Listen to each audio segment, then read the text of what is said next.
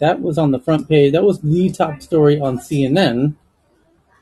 So it said all of Ukraine's thermal and hydroelectric stations damaged.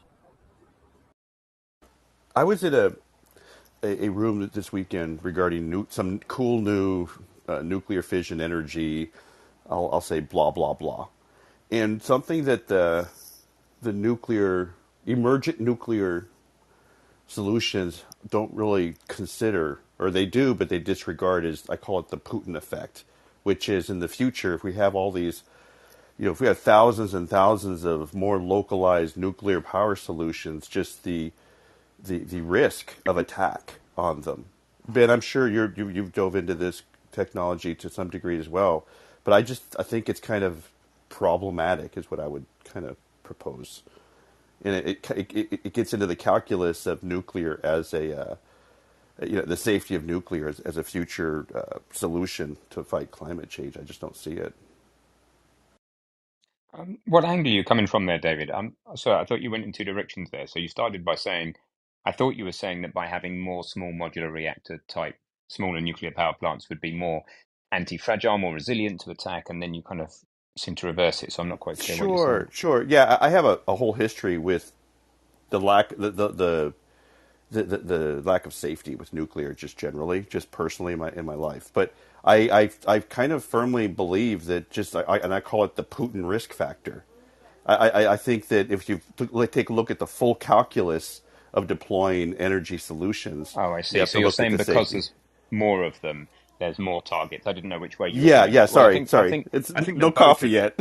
Yeah, Thanks. no, I think that both are true. That having more smaller reactors gives a country more resilience to attack, but also it gives you more targets, right? Um, I'm not sure it's completely a given that a nuclear reactor has to be incredibly environmentally dangerous under attack if it was built with that in mind from the beginning. I don't think that some higher latitude countries have a choice, but things like, I mean, a choice but to consider modern nuclear as part of their energy mix, as much as I'd love to avoid it. It's very difficult to get high latitude countries through the winter unless they're Iceland with all their geothermal, or a few edge cases. So, I mean, personally, I think people are overly worried about the dangers of far too worried about the dangers of nuclear power. And yet, when we get ill, we're very happy to jump in and be treated with nuclear medicine in many different forms. So I think we need to be careful about how we discuss it. We've done a whole bunch of rooms on nuclear. I'll share the links to them in the chat in a second Yeah, could I and could tweet them. yeah, could I add to that, Ben? So I think David is referring to fission and the microfission plants, and highly distributed contamination from attacks on fission plants could be very problematic. The announcement over the weekend is that tomorrow there will be an announcement from the Biden administration of a breakthrough in fusion, very different, no nuclear waste, very problematic, at least 10 years away from scale. But they demonstrated, reportedly, it's going to be announced tomorrow, for the first time, they've generated more energy than they consumed in creating the fusion in an experiment at Lawrence Livermore Labs. And so 10 or 20 years from now, if we have the ability to have smallish distributed fusion plants without the risk of nuclear waste, that would be the holy grail of energy solutions. They could be hardened in a variety of ways to make them less vulnerable to attack. And But the announcement is going to say big breakthrough, but don't hold your breath for climate change because it's at least a decade away, maybe 3 decades away to scale. So I just want to make sure we're not conflating fission and fusion, two very, very, very different technologies. So, John, to Thanks. be clear, I was talking about fission only because fusion does not yet exist, as you say. The announcement will be what's called a scientific break even announcement rather than an engineering break even announcement. There's a huge difference. If you look at just the energy you can get out of the plasma versus what you put in during that experiment, then that'll be already there's been some glimmers of hope with that, and any more breakthroughs are great. But if you look at the plant as a whole and say, does this building produce energy over any period of time? The answer is nowhere near, and it's still nuclear fusion has always been 30 years away, and we're probably still in that situation, because you just have to look into the difference between scientific and engineering break even. They're fundamentally different. We have done several rooms on this. We had some nuclear physicists come in and talk through it all in some detail. I've shared the links in the chat. Thanks, and thanks for all the details. Appreciate it.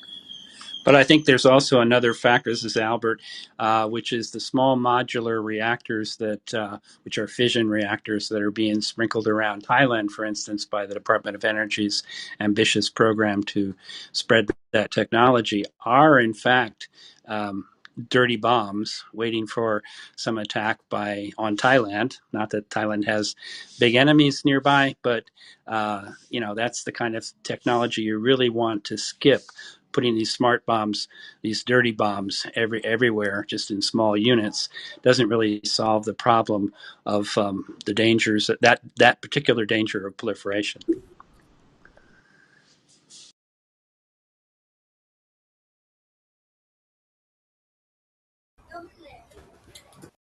Okay, so I think we're ready for Tyler? you know what. Tyler, did you, Here's the top Tyler, headline. sorry, Yes. did you talk about, okay. Yes, I did. Oh, No, I didn't. Maybe I did. I'm not sure. Xi Jinping asking to buy that oil in Chinese currency. Well, they just wrapped up their 3-day romance session, and yeah, there is some sort of understanding. So that's potentially huge. Kyle and I might be the only two that know, that understand that historians might look back on this GMBS meeting as the Franz Ferdinand moment of our generation. So, with that having been said, the top tech story today is Reuters. It says they have sources that the U.S. prosecutors are split on charging Binance and its executives over possible money laundering and sanctions violations, and have discussed a plea deal. And Binance has responded via Twitter saying, drumroll please, Reuters has it wrong again. Now they're attacking our incredible law enforcement team, a team that we're incredibly proud of. They've made crypto more secure for all of us. Here's the full statement we sent to the reporter, etc. It says, we don't have any insight into the inner workings of the U.S. Justice Department, nor would it be appropriate for us to comment if we did. We are proud to have it in our ranks some of the most celebrated cyber investigators representing virtually every single major international law enforcement agency across the globe, just as they did during their time in public sector. Our financial crimes team of approximately 300 investigators is working on the front lines to protect users from illicit actors seeking to access the crypto markets. Their hard work has directly resulted in a crypto ecosystem that has far less criminal activity on average than the traditional cash system.